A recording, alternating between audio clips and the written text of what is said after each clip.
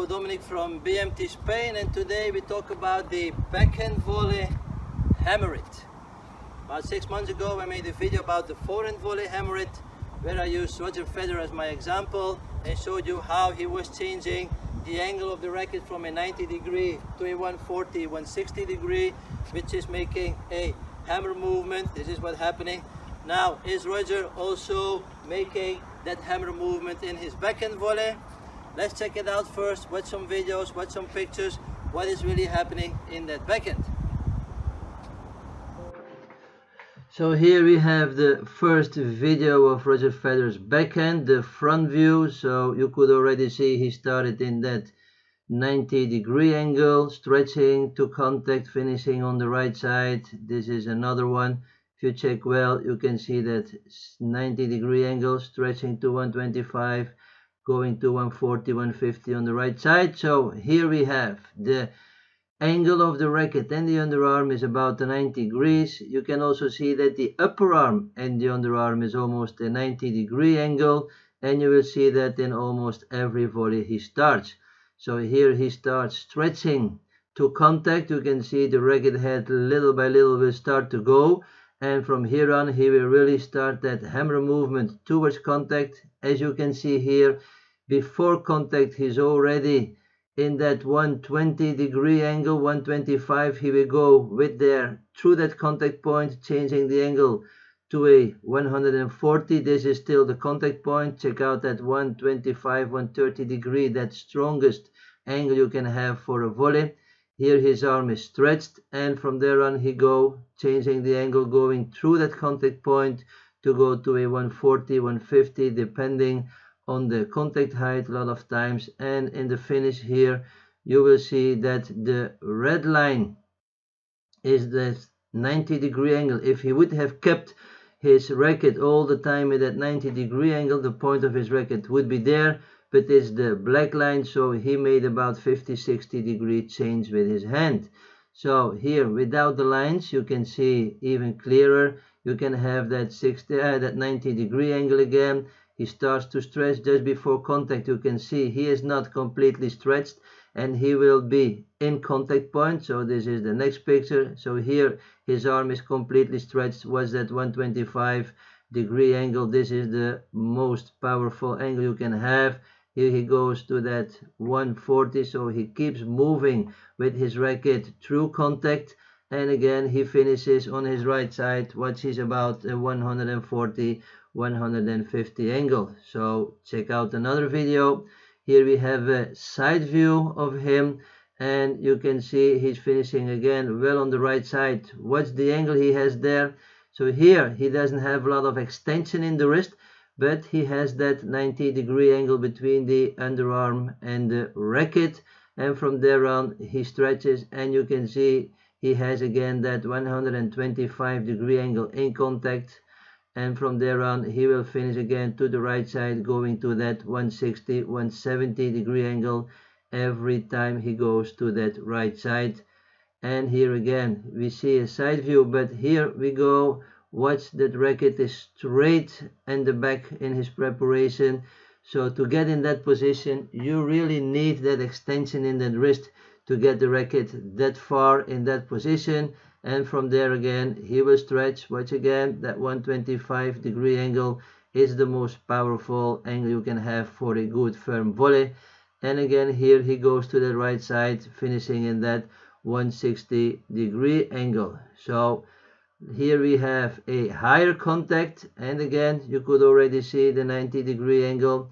What's the angle? What's the extension of the wrist? The position of the racket is almost straight again, and from there he stretches to contact, making that hammer movement, so he is able to go in that 125 degree angle. Even on high contact he's in that angle.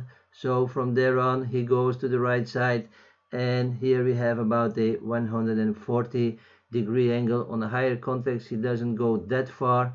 And here again a body shot, and you can see his arm wasn't completely stretched, but again he starts in that 90 degree angle every volley. Doesn't matter if it's on the outside, high contact, low contact, body contact, and from there on he will stretch if possible, in that case not, but he will make that hammer movement to come in that 125-degree angle. And from there on, he keeps moving, he goes to that 140-degree angle, and the finish is again on his right side. So let's check it out without the lines. Another body shot. What's the angle between the upper arm, underarm, and the racket? It's about a U form, so that 90-degree angle. He starts again. From there he goes with his hand hammering to get that 125-degree position. You see that V shape again. It's the strongest position, and he will go again to the right side, making that 140-degree angle in that finish. So, as you could see in the pictures and in the video, yes, Federer is really hammering his backhand volley, and that's the reason why he's in the top 3 best volley players in the world. As well the forehand as the backhand, he is hammering. Now, what is happening in that hammer movement? If we start in the beginning, we have that ready position, and if you check out the ready position, you already have about the 120-125-degree angle. This is the strongest angle you can have to play, not the 90-degree, not the 160-degree, the 125-degree, the handshake position. This is the strongest position you can have. Even if you don't want to learn to hammer your volley, at least be aware that you play that volleys in this angle. You also, if you play with your arm, you will have the strongest position to play a firm volley. Now, to go on from that ready position, the first thing that happens is they bring the racket back. The racket goes up, and by bringing the racket up, you start to see that my hand is moving, my wrist is making that radial deviation, and for that my racket comes until here. Now if I just do the radial deviation and I bring my racket back, you can see that my racket is flat.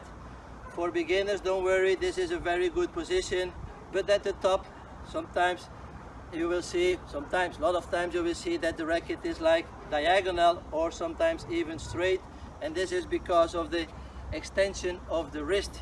Now, if you have that radial deviation, you cannot go further, but if I extend my wrist, you can see that the racket head goes further.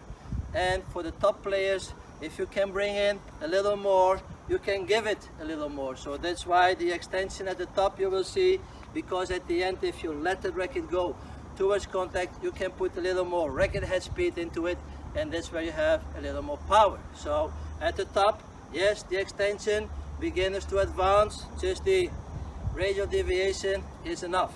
Now, sorry for those who have heard that in other online instructions, you need to keep that wrist firm, you need to keep that angle throughout the whole movement of your backhand volley. Now, this is not what happened.